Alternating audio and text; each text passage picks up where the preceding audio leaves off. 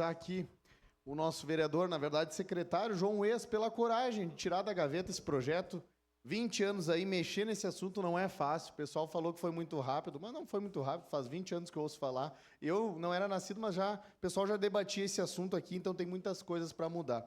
Aqui o vereador Cláudio falou do pessoal ali de baixa renda, do pessoal mais pobre. Eu não achei não encontrei nenhuma linha nesse texto que é contra os pobres ou tira os pobres de ser contemplado. Aliás, pelo contrário, ajuda o pessoal de baixa renda. Aquele pessoal que tem na garagem de casa ou tem algum negócio, algum empreendedor, vai ajudar, vai auxiliar ele, porque vai desburocratizar. E aqui a gente no projeto auxiliou, e o João aceitou muito bem, para tirar a burocracia do esporte na água, por exemplo, vereador Fantinel. E a gente colocou lá que se o SAMAI em 10 dias não der a liberação, ela vai automática e facilita a vida para todo mundo. Ou seja, a gente está aqui na casa para desburocratizar, para fazer a cidade andar para frente, agradar todo mundo. Nem Jesus agradou a todos, vereador Cláudio, então não tem como agradar realmente, mas eu acredito que isso aí é um acerto, vai ser bom para todo mundo. Eu acredito também que o João ouviu o pessoal aqui na casa, deu para compor, deu para a gente colocar nossas ideias e que continue assim, que seja um excelente projeto que beneficie